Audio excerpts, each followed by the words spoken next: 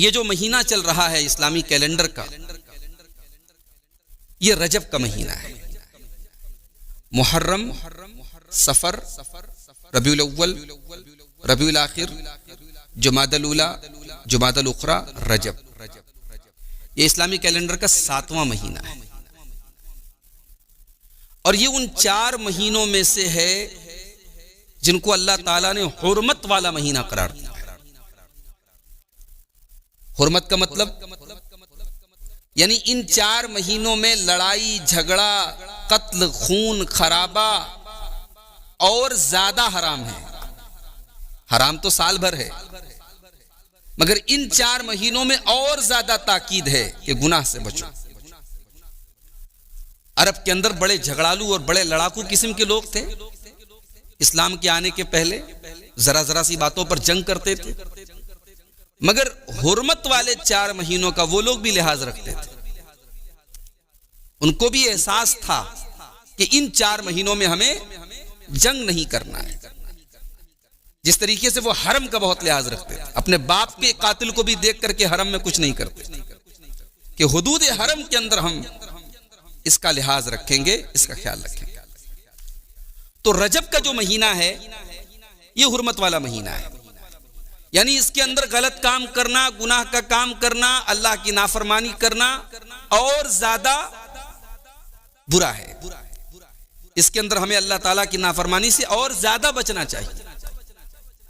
لیکن افسوس کی بات یہ ہے کہ رجب کے اس مہینے میں بہت ساری بدعات اور دین کے نام پر بہت سارے ایسے کام جن کا قرآن و حدیث میں کوئی ثبوت نہیں۔ مثال کے طور پر رجب کے پہلے جمعہ کو مغرب اور عشاء کے درمیان 12 رکعت ایک نماز پڑھی جاتی جس کو صلاۃ الرغائب کہا جاتا ہے، اور اس کی بڑی لمبی چوڑی فضیلتیں بیان کی جاتی ہیں، جبکہ وہ بالکل موضوع روایت ہے، من گھڑت روایت ہے، اور امت کا ایک بڑا طبقہ اس نماز کو پڑھ رہا ہے۔ رجب کی 27 تاریخ کو یہ مانا جاتا ہے کہ یہ شب معراج ہے۔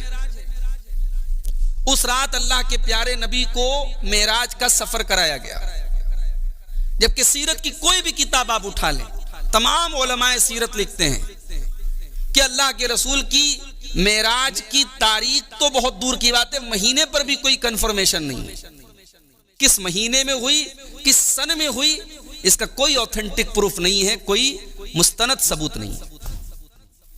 27 رجب کو شب معراج مانی جاتی ہے، بڑی عبادت ہوتی ہے، بڑے جلسے ہوتے ہیں، اور تو اور اس مہینے کی 22 تاریخ کو ایک رسم نبھائی جاتی ہے، رجب کے کنڈے کی رسم۔ مٹھائی کی پوریاں بنائی جاتی ہیں بند کمرے میں، اندھیرے میں، اور اندھیرے میں ہی اس کو کھایا جاتا ہے۔ پوچھو بھائی یہ کیا ہے؟ تو منانے والے کہتے ہیں کہ صاحب یہ حضرت امام جعفر صادق کی پیدائش کا دن ہے۔ یہ امام جعفر صادق کون تھے؟ یہ حضرت حسین کے پوتے کے بیٹے تھے۔ حضرت حسین کے بیٹے تھے علی ابن حسین زین العابدین، ان کے بیٹے تھے محمد الباقر، اور ان کے بیٹے تھے جعفر الصادق۔ یہ حضرت حسین کے پوتے کے بیٹے تھے، پر پوتے کہہ سکتے ہیں ہم، پر پوتے تھے۔ تو ان کو جو ہے ان کی پیدائش کا دن مانا جاتا ہے، جبکہ 22 رجب کی تاریخ میں حضرت جعفر صادق رحمت اللہ علیہ کی پیدائش کا دن نہیں ہے۔ یہ دن تو در حقیقت حضرت امیر معاویہ رضی اللہ تعالیٰ عنہ کی وفات کا دن ہے، اور امت کے اندر جو ایک طبقہ پیدا ہوا شیعہ کے نام سے، خوارج کے مقابلے میں روافض جو پیدا ہوئے، تو ان لوگوں نے حضرت معاویہ کی دشمنی میں ان کی وفات کے دن خوشی منانا شروع کیا، اور جس دور میں یہ خوشی منانا شروع کیا، چونکہ اہل سنت کی تعداد زیادہ تھی اور یہ کھل کر کے صحابہ کی دشمنی نہیں ظاہر کر سکتے تھے، شو کر سکتے تھے، تو انہوں نے اس کو نام دیا امام جعفر صادق کی پیدائش کا، جبکہ یہ حقیقت نہیں ہے، یہ حضرت معاویہ کی وفات کی تاریخ۔ تو میرے بھائی یہ جو بدعات ہوتی ہیں یہ تو اپنے آپ میں خود بہت غلط ہوتی ہیں، اور پھر اس مہینے میں جو حرمت والا مہینہ ہے، جو ان 4 مہینوں میں سے جن مہینوں کے بارے میں اللہ نے فرمایا فَلَا تَظْلِمُوا فِيهِنَّ أَنفُسَكُمْ، ان 4 مہینوں میں اپنے اوپر ظلم مت کرو۔ रजब के महीने में बिदात हो रही। तो आज की तकरीर में हम ये देखेंगे कि बिदात की इस्लाम में क्या हैसियत है, बिदात करने वाला क्या सवाब पाएगा या अजाब पाएगा, और फिर बिदात के मामले में अल्लाह के रसूल का कौल क्या है, सहाबा का मौकिफ क्या है, सहाबा के बाद जो ताबईन थे उनका मौकिफ क्या है। हम इंशाअल्लाह इन तमाम बातों पर रोशनी डालेंगे। बिदात कहते किसको हैं? बिदात कहते हैं हर उस काम को जिसे सवाब समझ करके, दीन समझ करके किया जाए और उसकी असल, उसकी बुनियाद कुरान और हदीस में ना हो, उसको कहते हैं बिदात। अब बहुत सारे लोग धोखा देने के लिए क्या कहते हैं, साहब ये पंखा भी तो बिदात है, नबी के दौर में नहीं था। ये कारपेट भी बिदात है, ये नबी के दौर में नहीं था। ये पक्की मस्जिदें आप बना रहे हैं, मीनार बना रहे हैं, ये तो नबी के दौर में नहीं था। तो साहब हम ये पंखा सवाब हासिल करने के लिए थोड़ी लगाए हुए, ऐसा थोड़ी है कि पंखा है तो सवाब ज्यादा है और पंखा नहीं तो सवाब कम है, ऐसा थोड़ी है।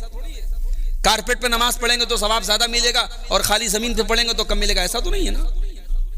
या मस्जिद में मीनार हमने लगाया तो सवाब के लिए लगा, ठीक है, एक पहचान है, एक मस्जिद की अलामत है, एक मस्जिद के डेकोरेशन का किस्सा है, नहीं भी होगा तो भी चलेगा।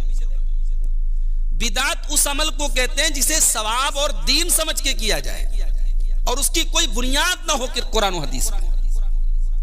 अब यहां पे एक नुक्ता और याद रखिए, बिदात का जो सबसे बड़ा खतरा है वो क्या है? बिदाती जो होता है वो ये समझ रहा है कि साहब मैं तो अच्छा काम कर रहा हूं। रबीउल अव्वल का महीना आया, बड़े जोश और खरोश के साथ नए कपड़े पहन के, इत्र लगा करके वो जुलूस में जा रहा है। वो कोई गुनाह का काम समझ के जा रहा है, वो तो सवाब समझ के जा रहा है, वो तो मोहब्बत रसूल का तकाजा समझ के जा रहा है। मुहर्रम का महीना आया, 10 मुहर्रम को ताजिया निकल रहा है, हजरत हुसैन नवासे रसूल की शहादत का गम जाहिर करने के लिए निकल रहा है। भाई इंटेंशन अच्छा है, नीयत अच्छी है, लेकिन ये जो अमल है ये अमल कुरान और हदीस से साबित नहीं है। तो नीयत का अच्छा होना काफी नहीं है, आपके अमल का सही होना भी जरूरी है। अल्लाह ताला के कौन सा अमल कबूल होगा? कुरान का 29वां पारा उठाइए, तबारकल्लज़ी बियदिहिल मुल्क व हुवा अला कुल्लि शैइन क़दीर अल्लज़ी खलक़ल मौत वल हयात लियब्लुवकुम अय्युकुम अहसनु अमला। बड़ी बरकत वाली है वो जात जिसके हाथ में सारी कायनात की बादशाहत है, जो हर चीज पर कादिर है। अल्लज़ी खलक़ल मौत वल हयात, जिसने मौत को पैदा किया और जिंदगी को पैदा किया। लियब्लुवकुम, ताकि वो तुम्हें आजमाए, तुम्हारा इम्तिहान ले।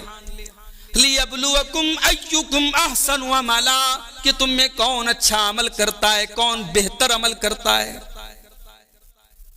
क्या प्यारी बात कही किसी मुफस्सिर ने इस आयत की तफसीर का। देखो अल्लाह ने ये नहीं कहा कि ज्यादा अमल करो, अल्लाह ने कहा हम तुम्हारा इम्तिहान लेने के लिए हमने तुमको पैदा किया ताकि हम ये देखें कि कौन अच्छा अमल कर रहा है, कौन ज्यादा कर रहा है। अल्लाह ने ये नहीं कहा।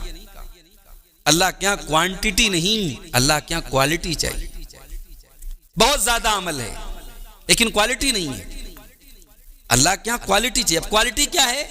इमाम फुज़ैल इब्न अयाज इस आयत की तफसीर में कहते हैं अल्लाह ने कहा कि अल्लाह को अच्छा अमल चाहिए। अच्छा अमल कौन सा अमल? फरमाया अखलसुहु व अस्वबुहु। अच्छा अमल वो है जो खालिस हो और सही हो। खालिस का मतलब प्योर हो, शुद्ध हो, उसमें मिलावट ना हो, वो खालिस अल्लाह के लिए किया गया हो, उसमें रिया ना हो, उसमें दिखावा ना हो, अल्लाह के अलावा किसी और को राजी करने की नीयत ना हो, और वो अमल अस्वब हो, सही हो, दुरुस्त हो, यानी सुन्नत के मुताबिक हो। तो इसको आज आप नोट कर लीजिए, इसको अपने दिमाग में बिठा लीजिए कि अल्लाह ताला के अमल के कबूल होने की 2 कंडीशन है। एक तो अमल खालिस हो, उसमें रियाकारी ना हो, दिखावा ना हो, सिर्फ अल्लाह को राजी करने के लिए किया गया हो। और दूसरी चीज क्या है? वो अमल दुरुस्त हो, सही हो, सुन्नत के मुताबिक हो। अगर इन दोनों कंडीशन में से कोई एक शर्त भी नहीं पाई गई तो अमल तो है मगर अमल सालेह नहीं है, अच्छा अमल नहीं है, अल्लाह क्या कबूल नहीं होगा।